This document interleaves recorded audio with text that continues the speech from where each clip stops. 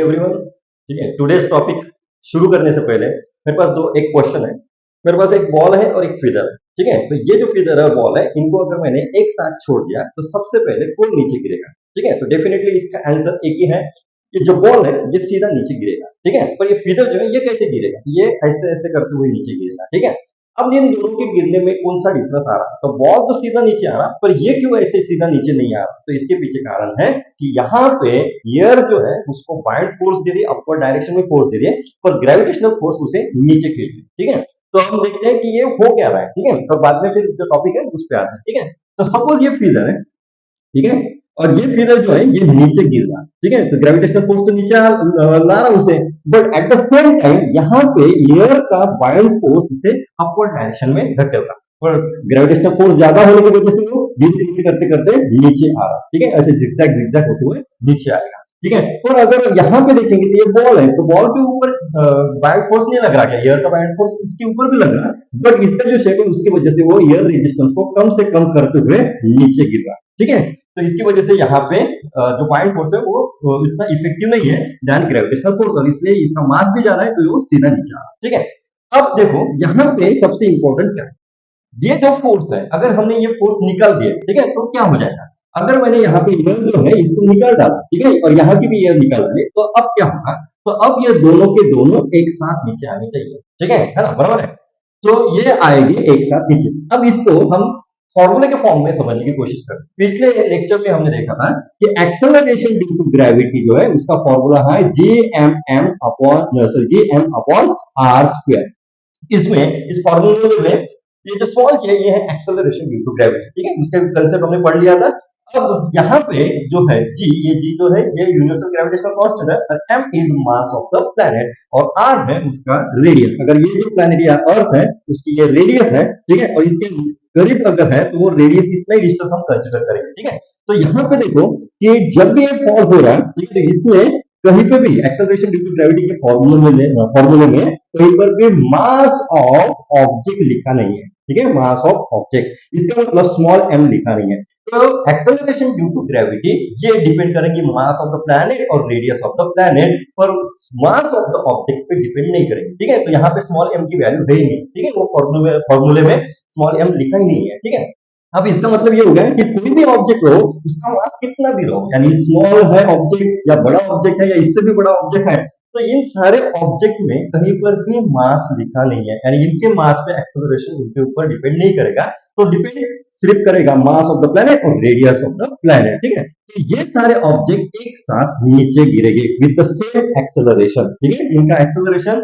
यानी यहाँ पे आने की जो स्पीड है वो हमेशा सेम रहेगी। ठीक है, अब इस टाइप का जो फॉल होता है, ठीक है, यहाँ पे कोई भी रेजिस्टिंग सपोर्ट फोर्स नहीं है। रेजिस्टिंग फोर्स यानी जैसे एयर का फोर्स है, या तो फिर वाटर का है, या फिर कोई और ऑब्जेक्ट का, ठीक है, गैसेस का या कोई और चीज का फोर्स है, तो ये फोर्स अगर नहीं है, ठीक है, निकाल डालेंगे तो सिर्फ और सिर्फ इसके ऊपर एक ही फोर्स काम आता है, वो होता है ग्रेविटेशनल फोर्स। इसके ऊपर कौन सा फोर्स लग गया? सिर्फ और सिर्फ ग्रेविटेशनल फोर्स। ठीक है, ये ग्रेविटेशनल फोर्स की वजह से अगर ये ऑब्जेक्ट नीचे गिरता है तो इस टाइप का जो फॉल होता है उसे बोलते हैं फ्री फॉल। ठीक है, इसे बोलेंगे हम फ्री फॉल। तो आज हमें यही कंसेप्ट समझना है कि फ्री फॉल होता क्या है। ठीक है, if the object, जब भी ऑब्जेक्ट नीचे गिरता है ना, whenever the object falls freely without any resisting opposing force, ठीक है, and under the influence of gravitational force alone, ठीक है, कौन से फोर्स की वजह से गिर रहा है? तो only and only gravitational force की वजह से अगर गिर रहा है तो ऐसा फॉल जो होता है, इस टाइप का जो फॉल होता है उसे बोलेंगे हम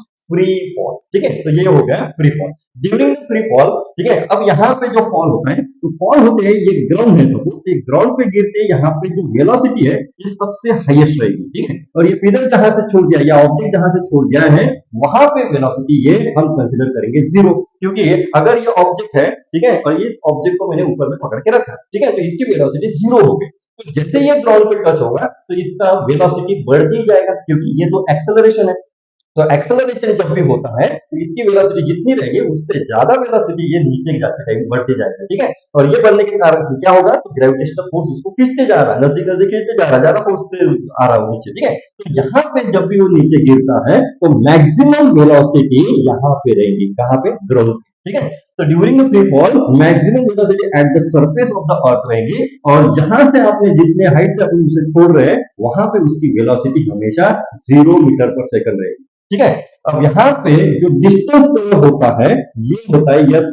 ठीक है। और यहां से छोड़ने के बाद वो ऑब्जेक्ट नीचे आने तक लगने वाला टाइम होता है, उसको टी बोलते हैं। ठीक है। अब इसी से हमारे पास टाइम, ठीक है, उसके बाद में displacement, velocity, maximum velocity, acceleration, ये सारी चीजें आ जाती हैं। ठीक है। और यही चीजें हमारे पास जो लिखी है, तो ये जो चीजें हैं, जो कंसेप्ट है, उसके लिए न्यूटन फॉर्मूले हैं। ठीक है। तो हमारे पास कौन से न्यूटन काइनेमेटिक इक्वेशन जो है, जो 9th क्लास में पढ़े थे, वो इक्वेशन है। तो पहला इक्वेशन है that is v is equal to u plus a T.